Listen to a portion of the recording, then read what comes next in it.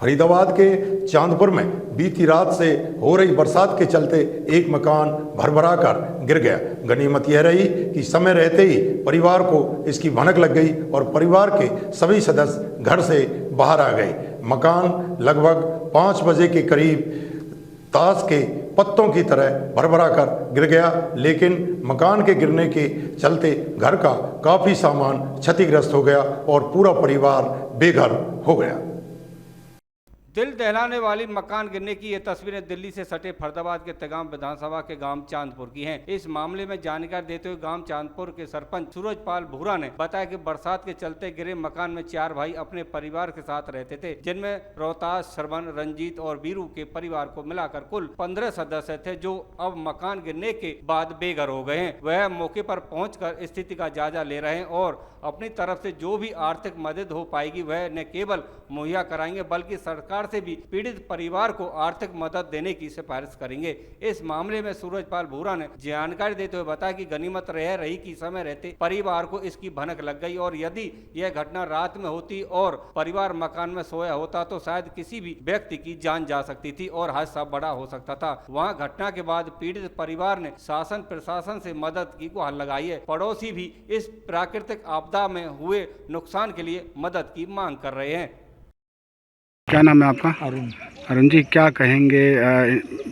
एक गरीब आदमी के सर से छत चली गई है और काफ़ी परेशान है, क्या कहेंगे इसे? हम तो सरकार से गुहार लगाते हैं कि इनका जो माल की और जान की जो भी हानि हुई है उसको सरकार वहन करे। हाँ, इनके रहने लायक छत दे।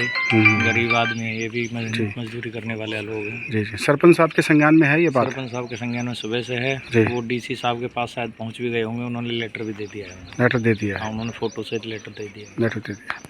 तो अब कैसे करेंगे ये, अपना गुजर बसर कैसे करेंगे? कुछ ना कुछ तो करना पड़ेगा। ठीक जी। आपका? रोहतास नाम है। रोहतास जी, क्या घटना हुई थी रात को? एक बार पूरा घटना बताइए, क्या हुआ था?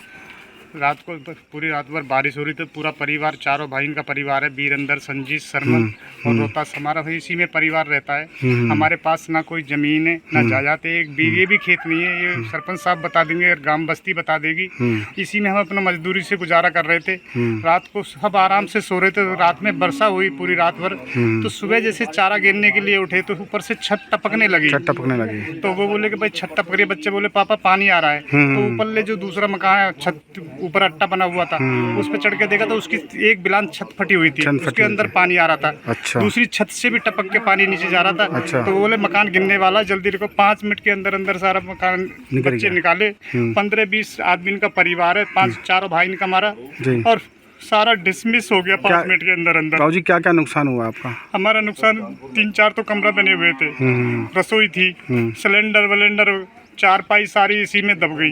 को बच्चे सारा परिवार नीचे मौजूद था जब ये?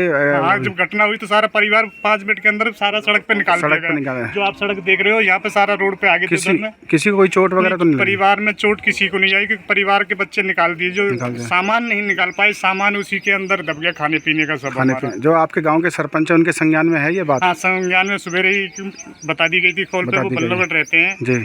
तो वो उन्होंने कहा कि रोहतास मैं अधिकारी इनसे बात कर रहा हूँ, डीसी साहब से भी बात करके एक लेटर दे के आपकी जो भी मदद होगी मैं कराऊंगा।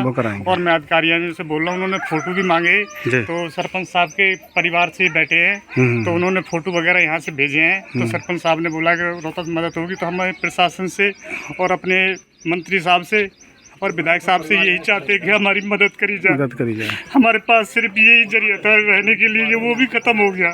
हमारे पास कुछ नहीं बचा है। बाबूजी, आप भावुक मत होइए, तो सरकार से मदद की जाएगी आपकी। ठीक है। सारा सब कुछ खत्म हो गया हमारा। हम कहा कि अब बच्चे सारे भूखे हैं, किसी ने कोई खाना वाना कुछ खाया नहीं है, सारे भूखे हैं। क्या कलेश में कौन खाना खाएगा? हमारा 8-10 लाख का नुकसान हो गया। 10 लाख। ठीक है बाबूजी।